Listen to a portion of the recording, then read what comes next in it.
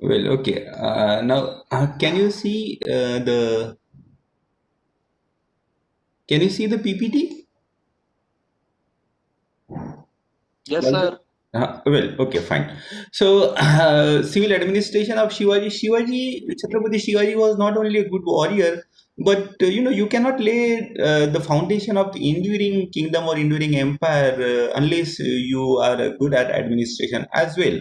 Mm, so he laid a foundation of administration, but there are certain difficulties when we try to understand the administrative structure of Shivaji, because in comparison to the Peshwa's period, which we'll be studying in the next semester, in fourth semester, there is a shortage of resources available to understand the administration of Shivaji, because Bakhars, though they are a source of information, but they overly glorify the war and it doesn't give a lot of importance to administration. There are certain information from the Bakhar, like Sabasat Bakhar, which gives information about both civil and military administration. Then there is a Chandragupta Bakhar, which is an elaborate form of Sabasat Bakhar, and which describe the role of the secretary.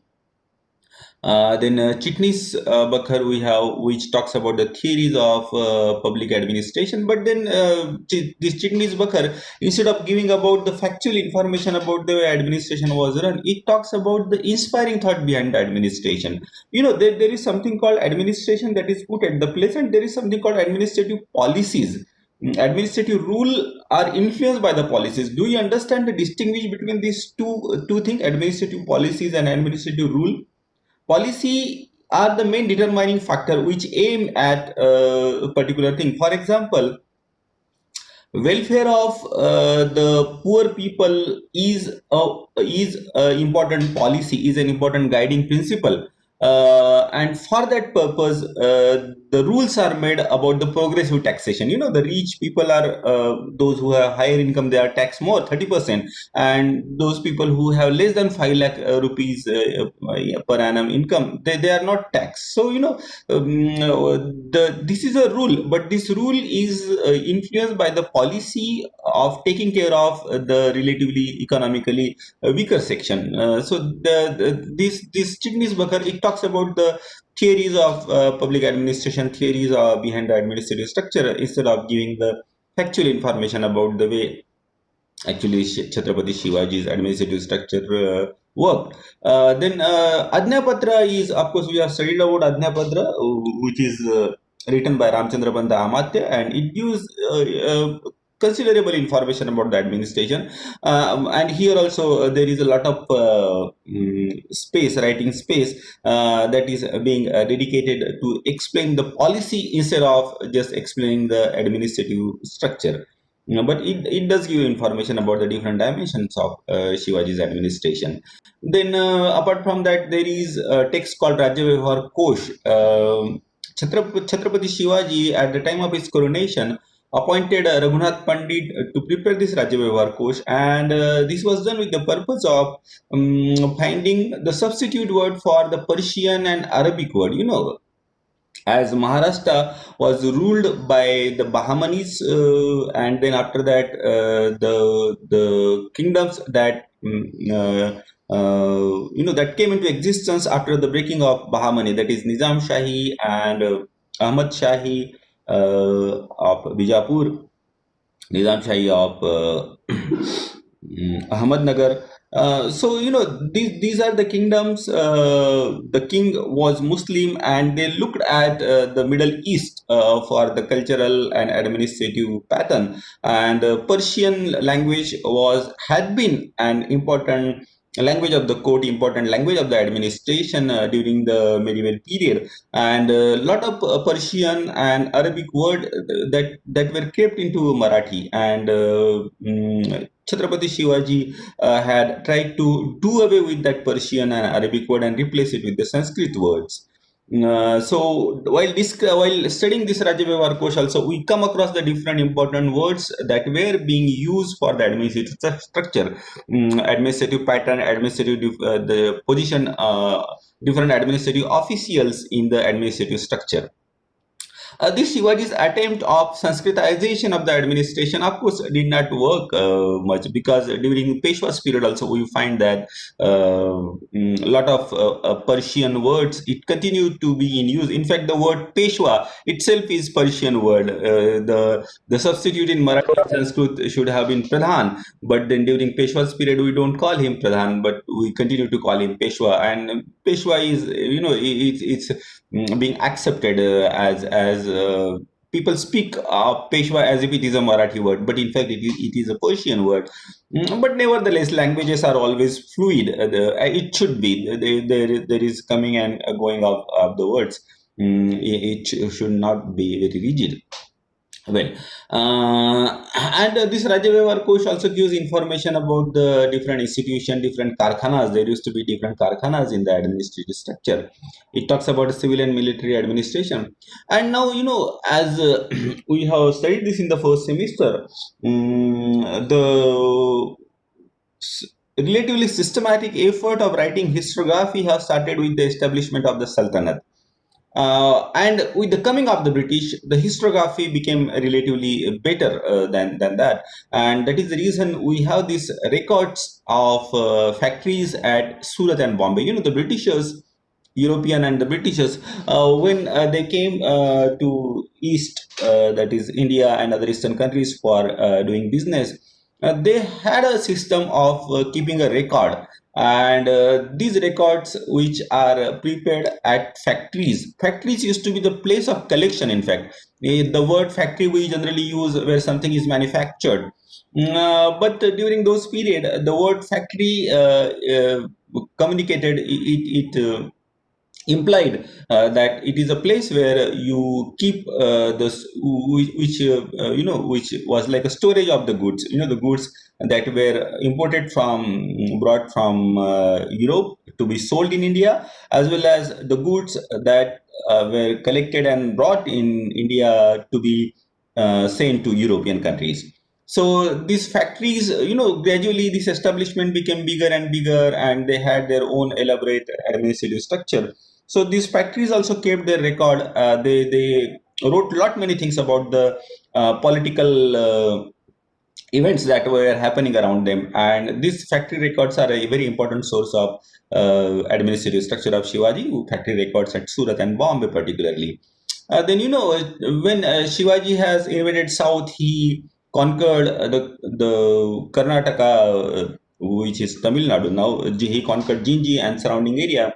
So there were numerous missionaries, Christian missionaries, who were already working in southern part of India, making their base at the different European position like Madras, and then Kolkata. Kolkata is of course not in south, but and Bombay also. So those were the important political centers of the political and trading center mainly. Later on, it turned out to be the political center, trading center of this European power, and this trading center used to be also place main base from where Christian missionaries tried to spread out and spread Christianity. So they also used to keep their record, and Christian missionaries account of southern India, where the Christian missionaries used to stay. They wrote an account of Shivaji's administrative structure that he tried to put in place after his conquest of southern part of India, including Jinji. Then there was a person called Major Jarvis. He came much after Chhatrapati Shivaji. Like when the Marathas were defeated in 1818, the Britishers gradually occupied the Maratha territory, and this person, Major Jarvis, he tried to understand what kind of administrative structure was prevailing in the Maratha administration. So though he wrote much after Chhatrapati Shivaji, but nevertheless he does make mention to the past, and it is believed that especially in Konkan area, the revenue structure, revenue assessment and collection structure that was put in place by Annaji Datto on the behalf of Shivaji had continued during the Peshwa's period. And Major Jarvis, he encountered this structure and he wrote about this. So his account is also important source of understanding Chhatrapati Shivaji's administration. Now, Chhatrapati Shivaji's administration, he has gradually evolved. See the kind of legacy that he had, like as a young teenager when he was sent to Jagir of Shahaji in Pune, and when surrounding area was handed over to him under the, with the assistance of Dadoji Kondev. He started looking after the administration. There was an anarchy, there was a lot of bloodshed, there was a lot of infighting among the Deshmukhs of the region. Do you remember, just in our last class we talked about Shakavali, and while talking about Jide Shakavali, I did tell you that these Deshmukhs used to have a lot of attachment to their watan, and just so, for the sake of their watan, they were willing to kill and die, and there used to be more than one claimant for the watan, for the Deshmukhi, that is hereditary right for the collection of the taxes. And because of this infighting, what Shivaji inherited in that area is an legacy of anarchy. There was an anarchy, and he has to bring out order from the chaos, which he tried his best. Of course, he had his limitations. Now, this area around surrounding Pune, it was neglected area. Pune is a very important city now, but during those period, just it became very important city from Peshwa's period, of course. And but during those period when Shivaji was young, this area was first under Nizam Shahi, and then when Nizam Shahi was no more, it was defeated by Adil Shah and Mughal. This area has passed under the control of Adil Shah, and Adil Shah staying at Bijapur. This area was neglected. Like if you remember in our lecture on Shakavali, I told you that this power, central power like Adil Shahi and Nizam Shahi and Mughals also, they prefer to rule through the Deshmukhs. Deshmukhs has to collect the revenue of the village and hand over the part of that revenue to the central authority, who acknowledged him as Deshmukh, the hereditary Watandar, the hereditary tax collector. And they generally did not take a lot of interest in that area. They left it unmolested because that was area infested with that was the area covered by the mountain and thick forest and infested with wild animals. So there was a lot of anarchy in that area, and because of that anarchy and infighting, economic progress obviously cannot take place if there is an anarchy. There is an uncertainty of life. There was a lot of dacoity as well, and as a result, Pune and surrounding area, many people have left their cultivation and they started migrating to other area. In fact, and if the land remains uncultivated for a very long period, generally we find that there will be a growth of wild animals, and a lot of jackals, they grew up. A lot of jackal population have increased in the number of jackals increase in and around Pune area. And when Dadoji Konde wanted to encourage the people for agriculture cultivation, what he has done is that he started giving price for the each jackal killed. You kill one jackal and you will get certain price. So in that way, that while animals were slowly their number was reduced and people started coming back and started cultivating their agriculture. Nowadays, of course, don't try to kill jackal because you will be arrested because of the forest law. But during those days, number of jackals were much more and the population was much on the lesser side.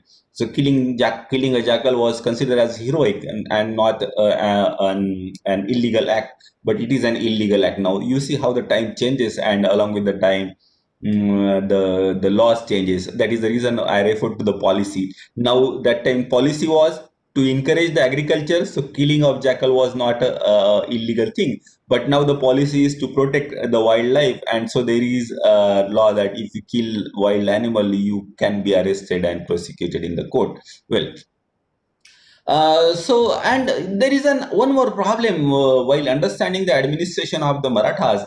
The Marathas, surprisingly, this is very interesting thing to understand the human nature.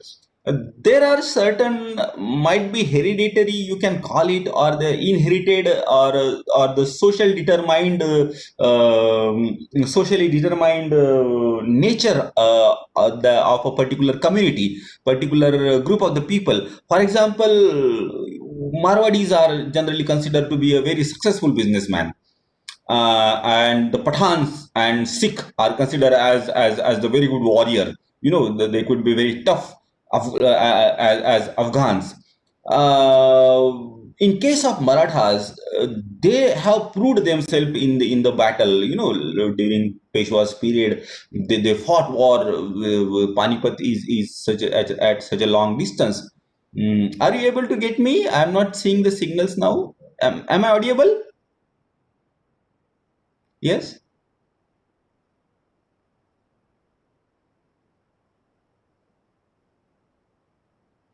Yes, now there is a connectivity problem. Bishwajit or anybody else is there?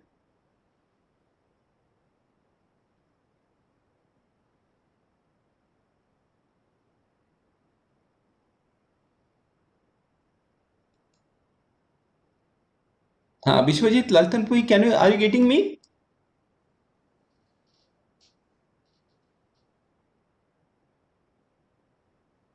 Well, there is a problem. I'll connect with my mobile just a minute.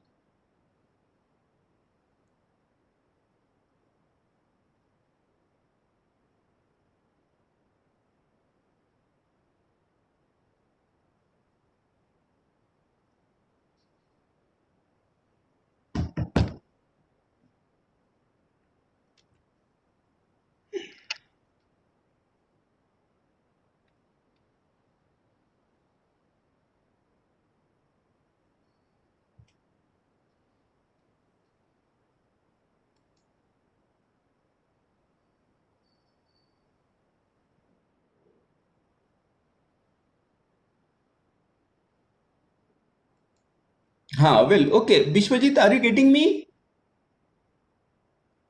Laltanpui?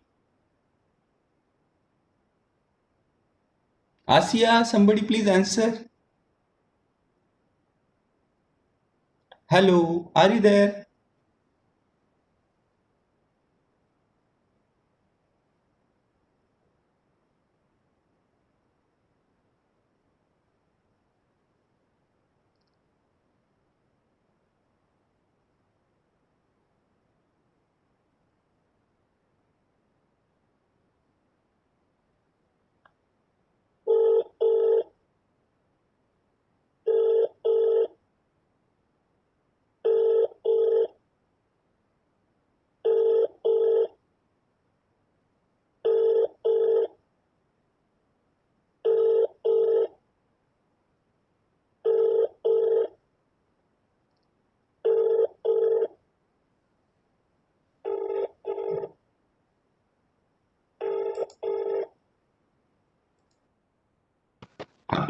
Well, okay.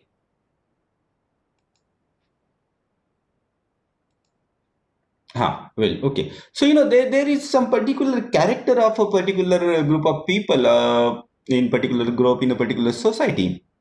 For example, probably if you have missed it, I was telling you how the Marwadis are known to be good businessmen. Probably they inherit from their ancestors, from their father, parents, and then grandfather, and then they become expert at it. In case of Marathas, they looked at fighting in the battle as something that is very heroic, and they have proved themselves to be very good warrior on the battlefield. The Marathas from Maharashtra, they have gone as far as Atak, that is the region between Pakistan and Afghanistan, and Multan, which is in Pakistan. They fought at Panipat, which is again very far away from Maharashtra. They conquered as far as south. They conquered a part of Bengal as well. So though they proved themselves to be very good warrior, they were not having an inclination to look after the administration, and they did not consider it as something that is manly or something that is heroic. And even Nilopant Muzumdar, one of the important noble of Shivaji's administration, had requested Shivaji that he should be relieved of his administrative responsibility and given the task of going and fighting a war. That is what he likes. And Shivaji has to convince him after a lot of effort that as fighting the war and conquering territory is important, equally important is putting into the place the administrative structure. Because of that problem also we find shortage of the sources available about the Maratha administration, as the Marathas did not look at the administrative responsibility as something that is heroic. They looked at the opportunity of going and fighting the war, as they did not feel that administration is important or manly enough. They also did not take a lot of care to become good administrator. Neither did they take care of keeping a very good and elaborate, extensive record of the administrative structure. Well, this Deshmukh and Watandar, I have already told you that there used to be always a lot of infighting, and Shivaji has inherited this legacy of infighting among the Deshmukh. There used to be murder and revenge and counter revenge, and Shivaji has took up this challenge to bring out order in chaos, from chaos. And Shivaji was aware of that this Deshmukh and Watandar, they are having too much of attachment to their Watan, and that could be one of the important barrier in his experiment of building a Maratha nation. So he tried to do away this hereditary Watandari, hereditary Deshmukh, hereditary right of the collection of the taxes. But he was a practical statesman, not an idealist, impractical visionary. He knew that there will be a lot of opposition if he try to do away with this Watandari or Deshmukhi at one stroke, and he will not be able to establish his kingdom. We need a support of the people. So, though his intention was to have government paid servant to collect the revenue, and that is what he tried.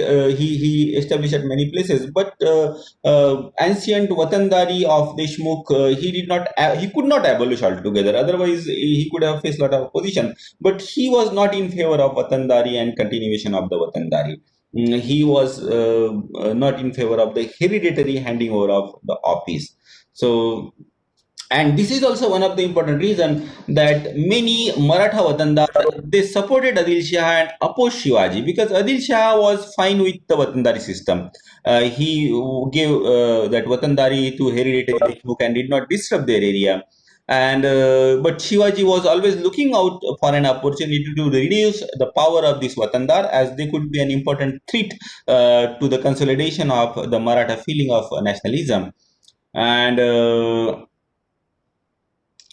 later on, after Shivaji, it was Rajaram who was forced to revive the system of Watandari once again, because as Mughals were giving Watan to the Marathas and trying to seduce them, trying to bring them in the service of the Mughal, and in order to bring them back for the Maratha cause, for the cause of Swaraj. Rajaram has to revive the system of Jagir once again, Watandari once again, and he started giving Watan. That is the reason we find that the Maratha commanders of Shivaji's time, who were only paid salary and were not given a lot of elaborate land ownership. So the commander of Shivaji's time, like Tanaji Malusare, who fought and died at Kondhana, he could not amass a lot of wealth.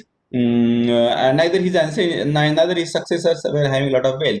But the commanders of Peshwa's time, they could do that, because the once that Watandari system was revived by Rajaram, it was difficult to put check on it. So Watan, it continued during Peshwa's period, and as a result, we find that Watandar and the commanders during Peshwa's period becoming landlord and becoming very wealthy and passing on this wealth and land to the succeeding generation, which the noble during Shivaji's period were not able to do.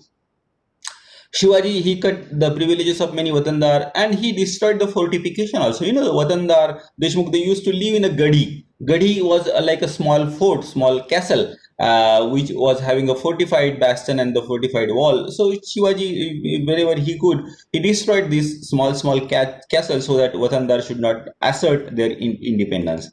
Well, now we will be discussing about Shivaji's administrative structure in detail. But what were the guiding principle we were behind this Shivaji's administrative structure, Shivaji's administrative policies, that I will elaborate shortly.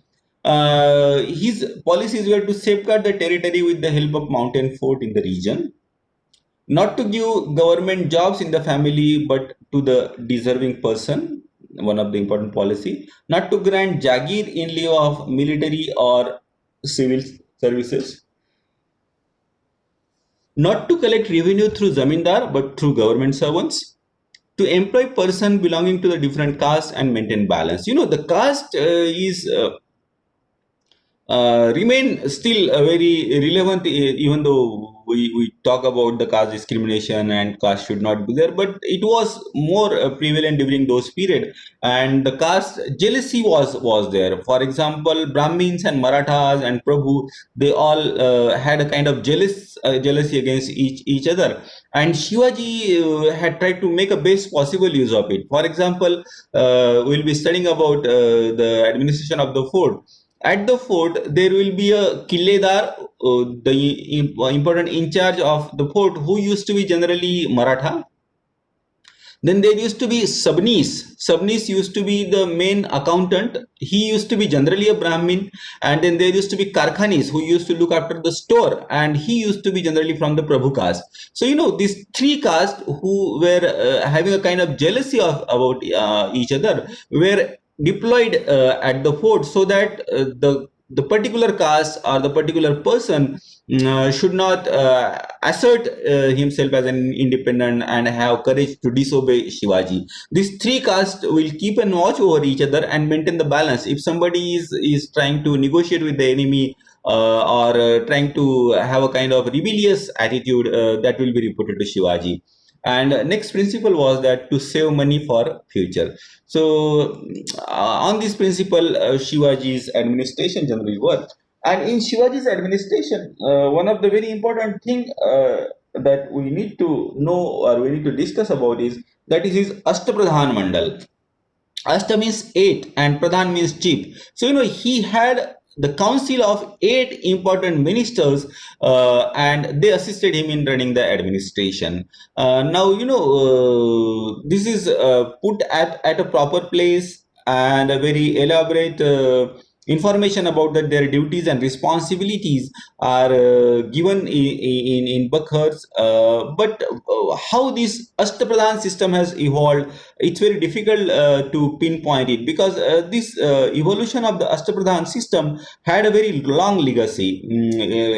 In fact, when Shivaji was sent as a teenager to look after the Jagir of Shahaji, he was accompanied by some of the official, including Peshwa and Sabnis, who used to look after the account. And before his coronation, when Shivaji fought war against Afzal Khan, there is a mention of having a council of minister with whom Shivaji had meetings. What next steps he should be taking against Afzal Khan. So, this evolution of Asthpradhan Mandal, or the evolution of the Council of Ministers who assisted Chhatrapati Shivaji and gave him advice, seems to be a gradual evolution. But nevertheless, at the time of coronation in 1674, that was put at the proper place. And who were these eight important ministers? So remember this: Asthpradhan Mandal is a council of eight important ministers who assisted Shivaji in the administration. Is that clear to you? Yes?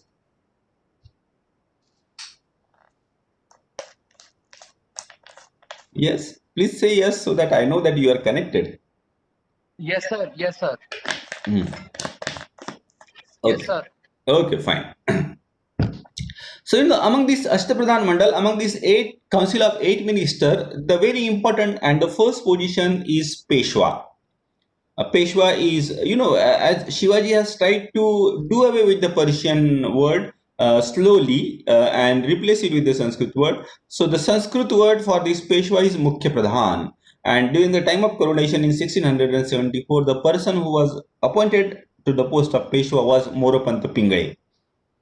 Next important post was Muzumdar. Muzumdar is Muzumdar or, it should be or, not off. So Muzumdar is again a Persian word, and the Sanskrit replacement for this word is Amatya. And he was the next person. And interestingly, this position of Muzumdar or Amatya was held by two brothers, Naro Nilkantha and Ramchandra Nilkantha. They were jointly looking after this post. Naro Nilkantha was elder, but Ramchandra Nilkantha was more active, more industrious than his elder brother, but they collectively jointly look after this post. what were the different duties related to assigned to these different posts that we'll be seeing later on. Then we have next post, that is Vakanavis or Mantri. Vakanavis, again Persian word, Mantri is a Sanskrit word. Dattaji Trimbak was appointed as Vakanavis. Then we have Dabir, which is Persian word, Sanskrit equivalent is Sumant. Ramchandra Panta was Dabir. Then Surinis was again Persian word. Sachiv is the Sanskrit replacement. Annaji Datto was Sachiv, and Annaji Datto is a person who had taken a lot of effort to rearrange the revenue administration.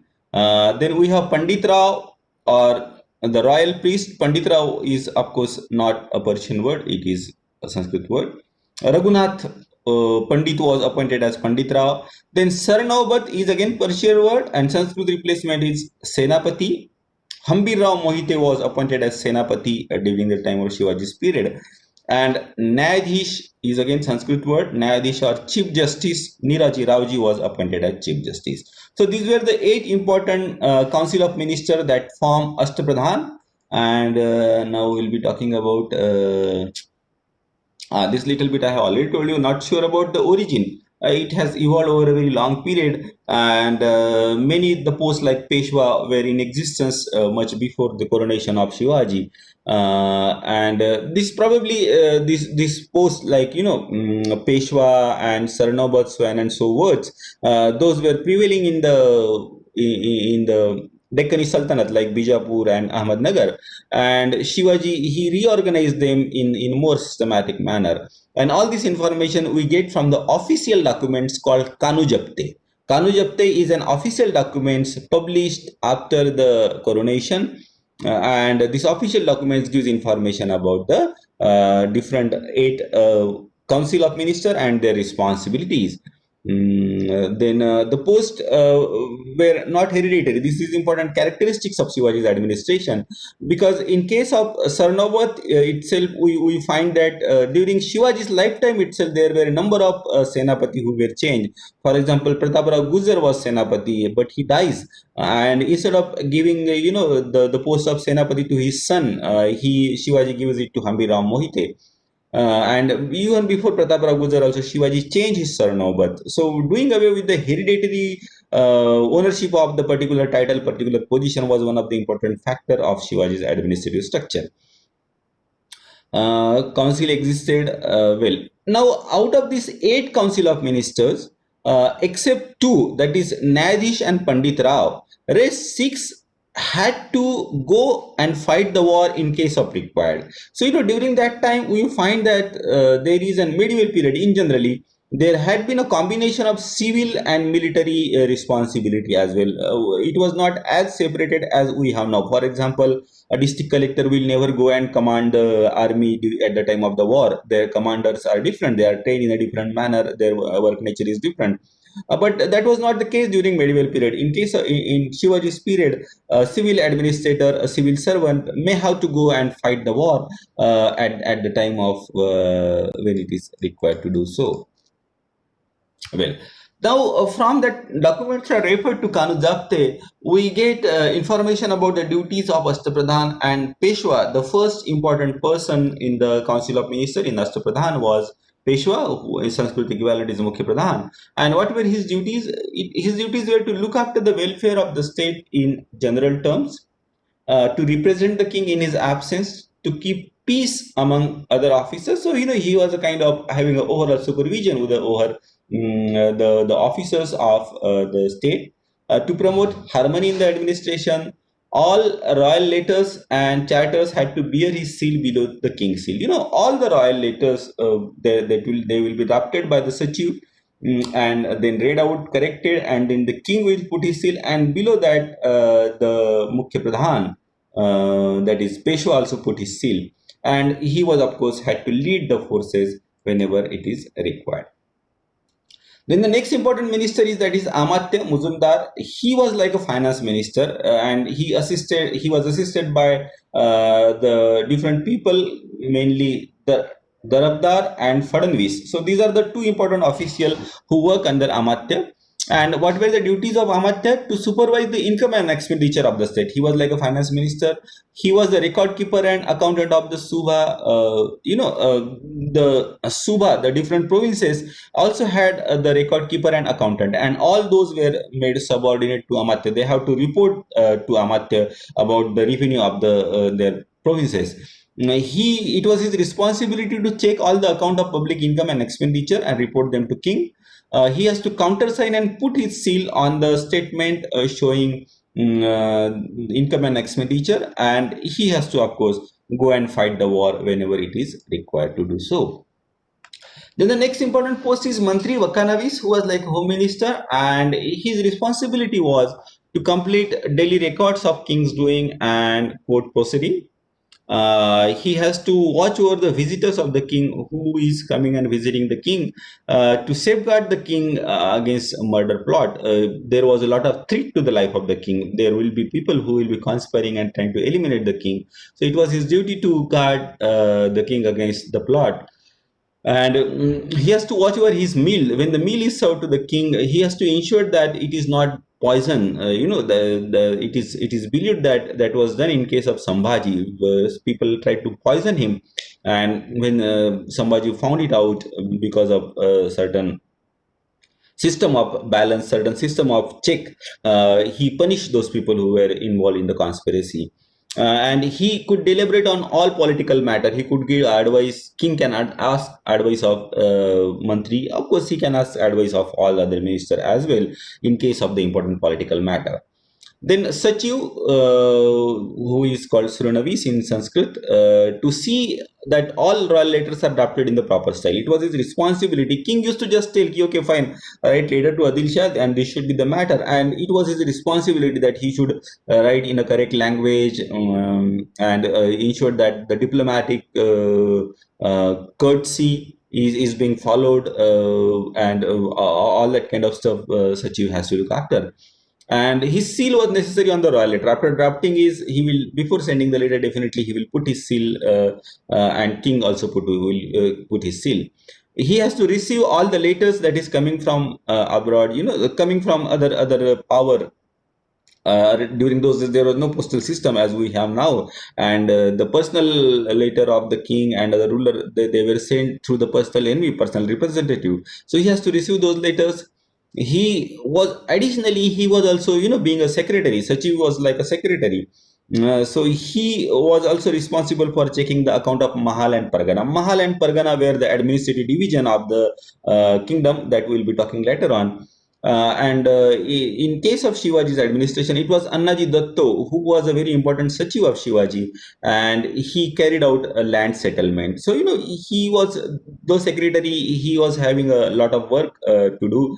And as in case of Annaji Datto, we have seen that he was also involved in the revenue administration. And that is known as Annaji Datto's Dhara, Annaji Datto's settlement. Next, we have Sumant Dabir. He was king's advisor, and he was a kind of foreign minister, king's advisor on the relation with foreign state, war and peace. He has to keep intelligence report about the other countries. The information gathered through his spy network. He has to receive foreign ambassador, and he has to ensure that the dignity of the state is maintained abroad. That means abroad means in the court of other king. Proper representative or vakil who can represent the king is to be sent, who will stay in that court. Then Senapati, obviously from the Saranabat or Senapati, from the name itself, we can understand that he was in charge of army. He has to make war and expedition. He preserved the newly acquired territory, and when during the war time, when the loot used to be gathered, he has to give an account. He was responsible for keeping and giving an account to the king. Then come Danadhyaksha. Danadhyaksha or Panditra, he was a celestial head of the religious department, and his duty was to honor the learned Brahmin on the behalf of the kings, to decide theological question and caste dispute. If there is a dispute, theological dispute means dispute related to the religion, dispute related to religious belief. If there is a certain dispute, he was supposed to be the master, and he is supposed to negotiate and resolve the issues. Similarly, caste is what's considered and still considered as a kind of ordained by the divine, and if there is any problem related to the caste issues, somebody has broken the caste law, and what kind of punishment should be given to him, if that comes to the Pandit Rao, he need to decide that. To fix the date of religious ceremonies, Shivaji's coronation, king's marriage, and marriage of the princess, all that, these are considered as the religious ceremonies. The worship, the puja we call in as Hindus call it. All those were the ceremonies, and the Pandit Rao has to decide the date to punish deviation from sanction of religious scripture and tradition. Religious scriptures are considered as sacrosanct, and any deviation from the religious scripture have brought certain punishment during those days. So, what kind of punishment some has to be given if somebody goes against the religious belief, against the dictate of the scripture that he has to do? To order pinnace, pinnace somebody has to undertake in order to redeem himself from his sin. That is called pinnace. So it was Pandit Rao or the Anadhyaksha who ordered this pinnace, and he was generally responsible that the public morality is maintained. Now, eighth is Nyadhish. We'll discuss this up to Nyadhish, and then we'll stop here for today. So Nyadhish was a person by name itself. We can understand that he was like a chief judge, and he tried civil and criminal cases according to Hindu law. He endorsed all judicial decision about land, village, headmanship, etc. If there is a land dispute, if it cannot be resolved at the lower level, it cannot be resolved at the Suba level. If it comes to the Nyadhish of the kingdom, he has to resolve this. Who will be village headman? Like we have discussed already, there used to be a lot of claimant for Deshmukhi. There used to be a lot of people who claim that they are the originally they have the original right to collect the revenue from this particular village. But justice generally it was delivered by the village and caste panchayat. Different castes had their own panchayat, and if somebody is violating the caste rule, that will go in front of the caste panchayat, and generally the matter will be resolved there. Matter will be resolved generally at the village level. But in case if it doesn't get resolved, finally overall on the top of the judicial system, there was an addition, and on the top, of course, there was king who was final. So, and except these last two, Pandit Rao and Nadish, rest everybody has to go and fight the war in case of requirement. So we will stop here for today. So today we have seen what are the difficulties in understanding the Maratha administration, but nevertheless, there are certain sources. And after that, we have seen this Asthpradhan Mandal. Many times question come on Asthpradhan, how it has gradually evolved, what were those Asthpradhan, very important minister in the council of Shivaji, and what were their responsibilities. So we'll stop here for today. Any doubt you are having? No, sir. Just a minute. I'll stop sharing. Then I will